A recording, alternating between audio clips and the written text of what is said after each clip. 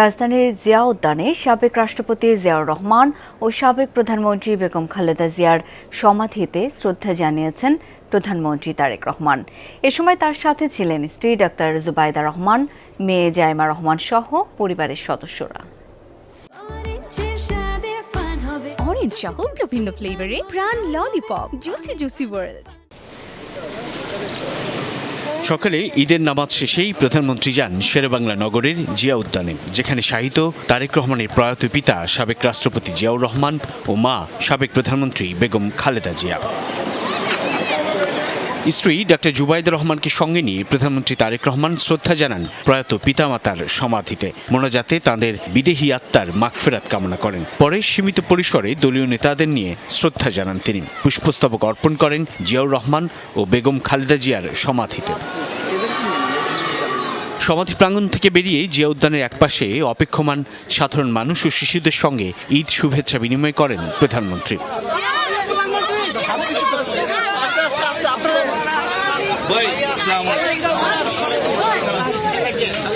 অত্যন্ত আন্তরিকতার সাথে স্বতঃস্ফূর্তভাবে এবং এতদিন যে একটা রুদ্ধ গুমোট শ্বাসরুদ্ধকর পরিস্থিতি ছিল, সেই পরিস্থিতির বাইরে মানুষ নির্ভয়ে ঈদ পালন করতে পারছে। রাজনৈতিক মতপার্থক্যের কারণে কেউ রাষ্ট্রীয় কোনো নিপীড়নের শিকার হবে সেই পরিস্থিতি নেই, বরং একটি মানবিক চেহারা নিয়ে বর্তমান নির্বাচিত সরকার, বিএনপি সরকার বা বিএনপির জোটের নেতৃত্বাধীন জোটের সরকার তার দায়িত্ব পালন করছে।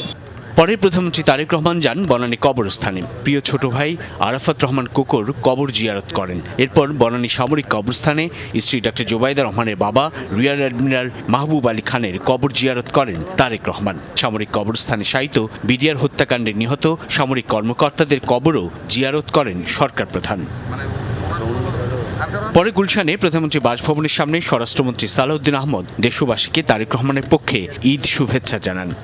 তিনি দেশবাসীকে এবং সারা পৃথিবীর মিল্লাতে ইসলামিয়া মুসলিম জাতিকে ঈদের শুভেচ্ছা জানিয়েছেন। সবাই শান্তি, সমৃদ্ধি, অগ্রগতি এবং সারা বিশ্বের শান্তির জন্য দোয়া করেছি। দেশের উন্নতি, সমৃদ্ধি, উন্নয়নের জন্য মঙ্গল কামনা করে আজকে আমরা দোয়া করেছি। বলেন, জাতীয় ঐক্য ও সমৃদ্ধির মাধ্যমে দেশকে এগিয়ে নিতে চায় সরকার। এই জাতীয় ঐক্যের জন্য, সমৃদ্ধির জন্য এবং আমরা সবাই যাতে ঐক্যবদ্ধভাবে এই জাতির কল্যাণে সবাইকে নিয়ে আমরা সামনের দিকে এগিয়ে যেতে পারি। কারণ আমাদের স্লোগান একটা, সবার আগে বাংলাদেশ। আমরা করব কাজ, গর্ব দেশ, সবার আগে বাংলাদেশ। এই নীতিতে বিশ্বাস করে আমরা সবাইকে নিয়ে ঐক্যবদ্ধভাবে এগিয়ে যেতে চাই। স্বরাষ্ট্রমন্ত্রী বলেন, এবার স্বাধীনভাবে মুক্ত পরিবেশে ঈদ উদযাপন করছে সাধারণ মানুষ। মুক্ত স্বাধীন পরিবেশের মধ্যে যে ঈদ উদযাপন করা, সেই পরিবেশটা এই কয়েকবার আমরা উপভোগ করলাম। সাইফুদ্দিন রবিন, যমুনা নিউজ, ঢাকা।